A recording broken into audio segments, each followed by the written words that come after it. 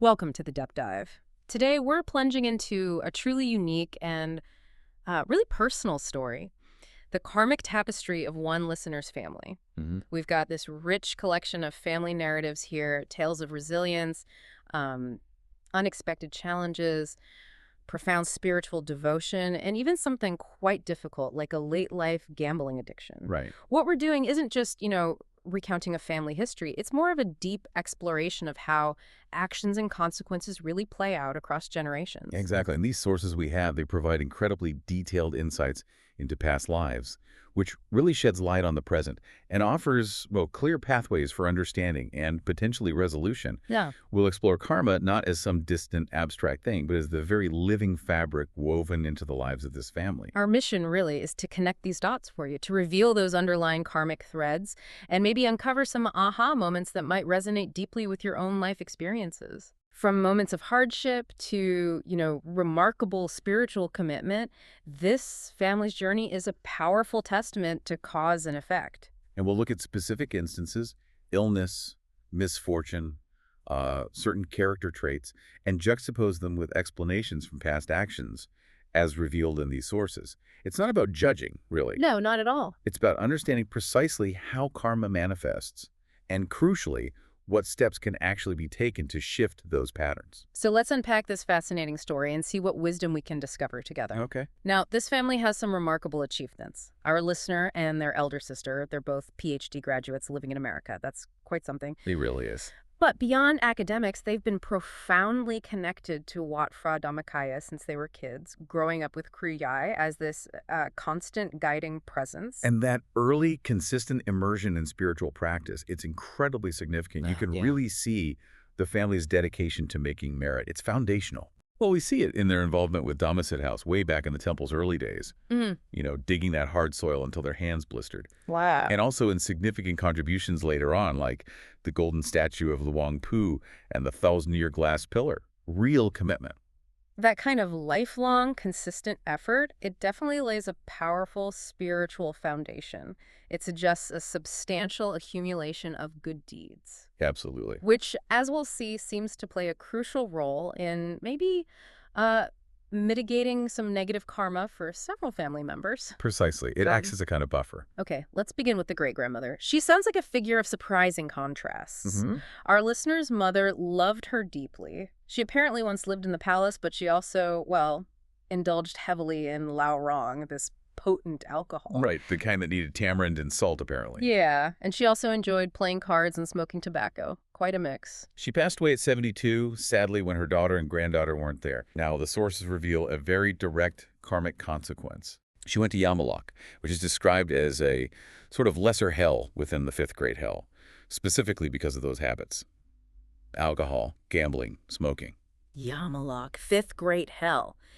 That sounds quite specific. What kind of suffering are we talking about there, based on the sources? Beyond the molten copper image. Well, the accounts depict Yamalok as a realm of intense physical suffering that directly mirrors the negative actions. It's a place of retribution, really. So the consequences of harmful acts, especially those driven by indulgence like her drinking and gambling, are experienced very acutely.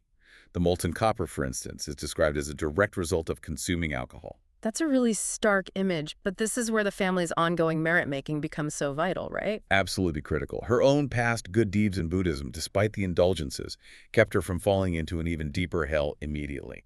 And the sources confirm she has received the merit dedicated to her by the family, which has eased her suffering somewhat. This highlights a key principle.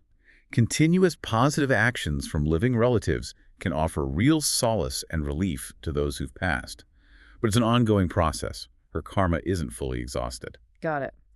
So moving to the next generation, the grandfather, his story is quite tragic. Son of a wealthy official, loved hunting and fishing, but then died suddenly at just 25 from tuberculosis, leaving his young wife, the grandmother, to raise 4 small kids with the listener's mother only 5 years old at the time. And this early death is linked directly to past karma. In a previous life, he was an official who unjustly imprisoned someone who was coughing Oh, wow. in this damp, confined cell, and that person died from the suffering.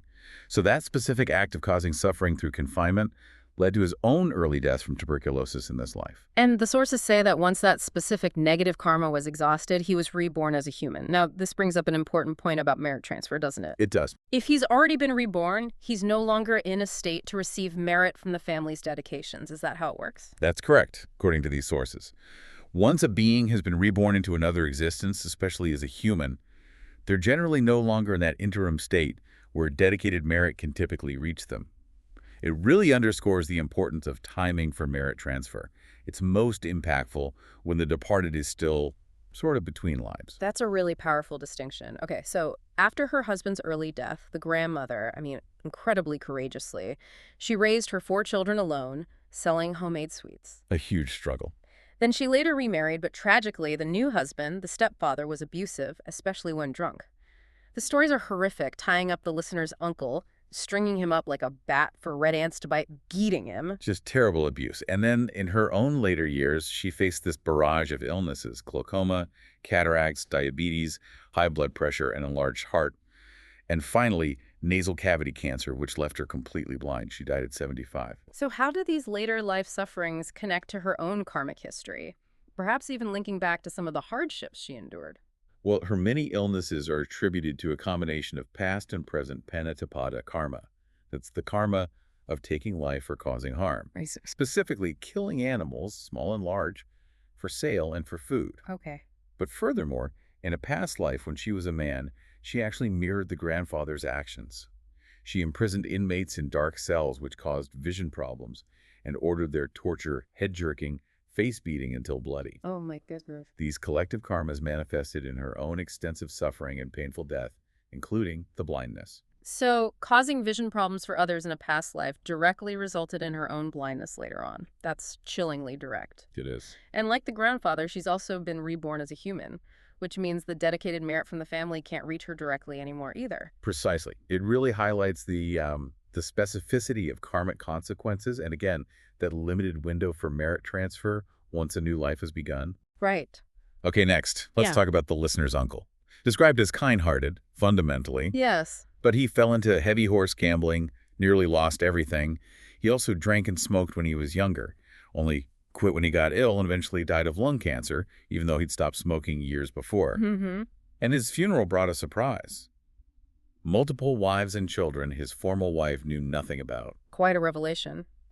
Now, the childhood abuse he suffered, being beaten and tormented by his stepfather, that's linked to his own past karma. How so? Apparently, he had a habit of beating his own children or subordinates in a past life, sometimes justly, sometimes unjustly, often driven more by emotion than reason. So the victim became the perpetrator across lifetimes, in a sense. And what about his current state after death, given his adult habits, the gambling, drinking, promiscuity? He's currently in Yamalak, of the 5th grade hell, similar to his great-grandmother, because of those actions: alcohol, gambling, promiscuity. Some past Buddhist merit is holding him back from even deeper hells. But he still needs a lot of merit to avoid more suffering and eventually be reborn as a human. Right. Now, here's an interesting point the sources make. His multiple wives could actually be an advantage here. Really? Because there are more people who can potentially make merit for him. Huh. So even in a situation that sounds incredibly complicated and painful, there's this practical application of the merit principle. More people dedicating good deeds can collectively help lighten a heavy karmic load. Exactly. It speaks to a kind of collective responsibility, perhaps even compassion, in the karmic framework. That's a powerful thought. Okay, now onto the parents. The listener's mother, orphaned young but really excelled, studied in Bangkok, met the father at university, endured a 2-year engagement while he was studying in the U.S. A long wait. Yeah. Then married him, became a school principal at just 21, and eventually rose to be one of only 9 top executives nationwide. An incredible professional achievement. Absolutely stellar career. Her physical health, though, well, that tells a different story. Right. She developed glaucoma, cataracts, optic nerve, and retinal inflammation, needed multiple surgeries. Yeah. One surgery, particularly harrowing, was done with insufficient anesthesia. Oh, awful. So she was fully aware of the pain. Now she sees distorted, blurry images, needs glasses, lifelong eye drops. If she stops, she goes blind. Plus, diabetes and high cholesterol. How do we understand the stark contrast? Immense professional success on one hand, profound physical suffering on the other. Well, her early orphanhood is attributed to karma from a past agricultural life, separating young animals from their parents or selling breeding pairs, effectively orphaning the young. Okay. Her diabetes, linked to killing animals for food or sale, and the severe eye conditions, the risk of blindness, that's linked to a past action of imprisoning fish in dark, muddy places before they were killed and eaten. Wow, incredibly specific links. So what's the path forward for her, according to the sources, to try and mitigate these specific karmas? The solution offered is quite comprehensive. Accumulate all types of merit, charity, precepts, meditation. Offer light, release animals from captivity or danger, and consciously dedicate the merit to those beings she harmed in the past. And can that fully cure things? The sources suggest it can certainly lighten the karmic burden significantly, but maybe not fully cure the ailments in this lifetime. It emphasizes the need for persistent, diligent, ongoing merit-making, or a continuous, focused effort. Makes sense. Okay, turning to the father. He had a tough childhood too, apparently. Climbing tall palm trees for fruit, sometimes falling but always surviving, stepped on a nail that went right through his foot once. Some hard knocks. And he also suffered from hepatitis B, nearly died. Doctors gave him no hope. But then there's this fascinating account. He dreamed of a meditating monk touching his head with an umbrella, and after that, he recovered rapidly. A remarkable story. And his physical misfortunes are also rooted in past karma. As a child, he playfully shook a friend off a tree that explains his falls. He set traps for thieves, but a family member accidentally stepped on one, piercing their foot that explains his nail injury. Okay, direct parallels again. And his hepatitis B is linked to alcohol consumption and panattapada, killing animals for food or side dishes in past lives. He was also a real pioneer for the temple, wasn't he? Absolutely. Helped found Wat for Dhammakaya right from the early days at Dhammasit House, digging that hard soil until his hands blistered. He's recognized as the first good friend who brought the whole family into the temple. A powerful legacy there. Okay, now this next chapter of the father's life, it presents a really fascinating paradox.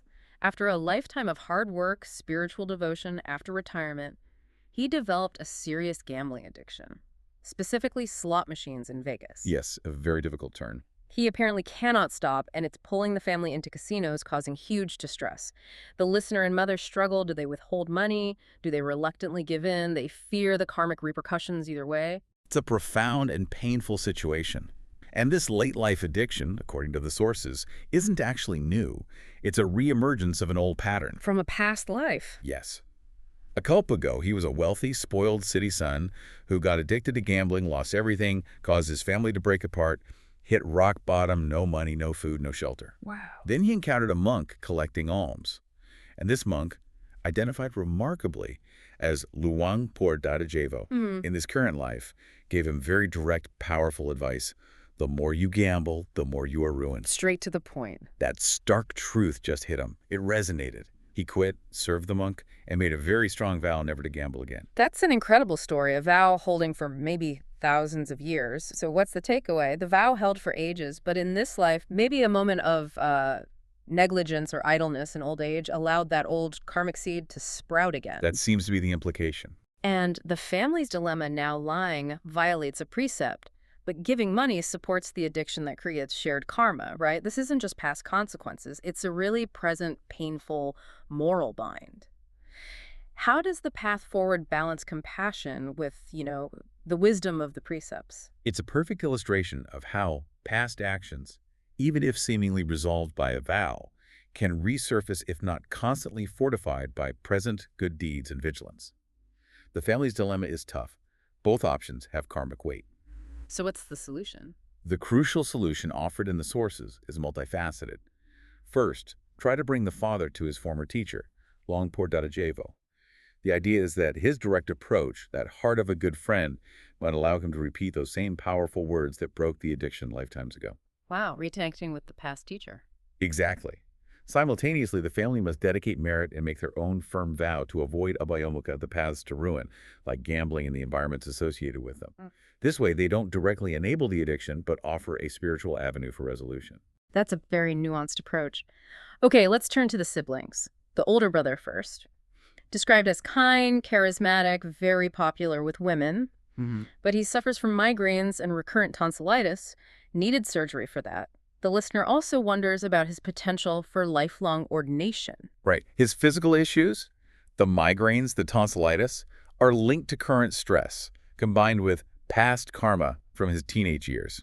Apparently arguing with his parents, causing them worry or headaches, even though they had good intentions. Shows how even seemingly smaller acts of causing distress can manifest physically down the line. It seems so. And his charisma, his popularity. That's rooted in past merit. He does have a strong inclination towards ordination, having ordained for different lengths of time in past lives. Okay. But his ordination blueprint, as the sources put it, isn't quite dense enough for a lifelong commitment just yet. He's been a provision supplier to the Sangha, sometimes fully committed, sometimes less so. Whether he's reborn as a man next time depends on his present actions and merit cultivation. Interesting. Okay, moving to the older sister. She's a PhD, good job, clearly great academic success. Definitely. However, she struggles significantly with colleagues. Leads to stress, fear of interacting with people, lack of self-confidence. Yes, another contrast. Her academic brilliance is a direct result of Panyabarami, the merit of wisdom accumulated over many past lives through dedicated study and, importantly, ethical application of that knowledge.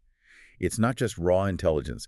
It's described as a deep-seated clarity honed over lifetimes. Okay. But her challenges with colleagues, they stem from a lack of Kalyana Mitra merit, good friend merit in the past. She didn't consistently encourage others towards good deeds or actively build positive relationships. Plus, her primary focus on studies in this life meant less time developing social skills, perhaps.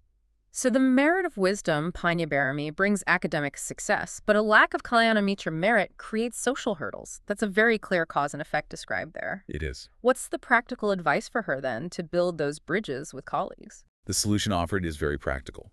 Relax, smile more, consciously practice loving kindness, metta, towards her colleagues.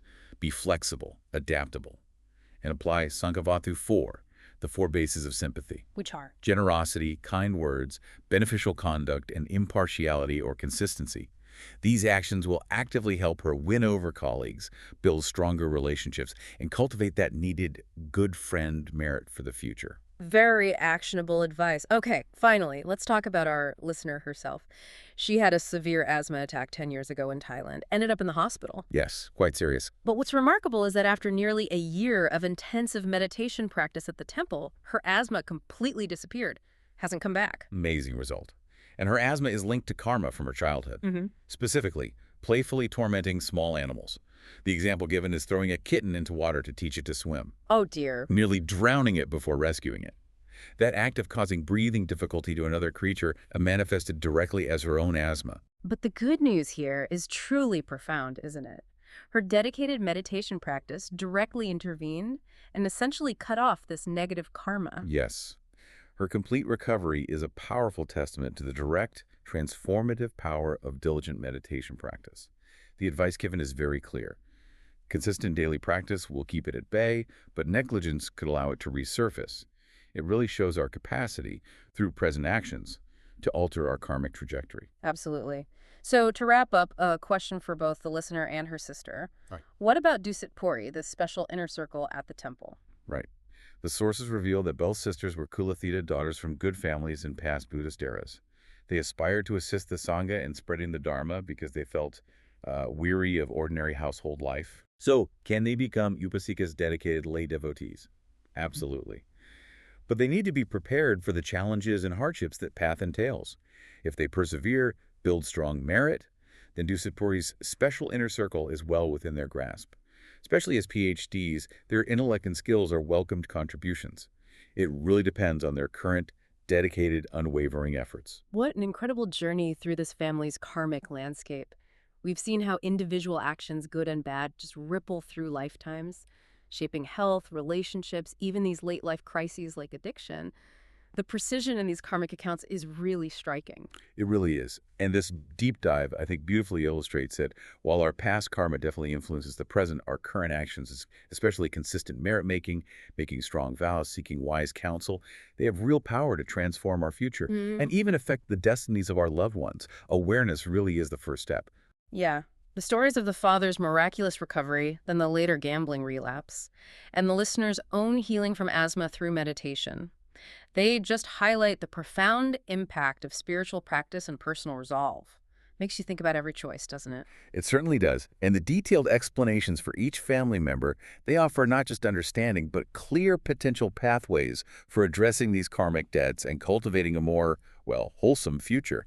It shows that even deeply rooted patterns can be shifted through conscious effort. We really hope this deep dive has given you, our listener, a richer appreciation for these intricate connections between action and consequence and the genuine power of conscious choice. So, maybe a question to leave you with. What hidden threads might connect your own past actions to the patterns playing out in your life today? And what powerful vows might you consider making to weave a different, brighter future? Something to think about. Keep exploring.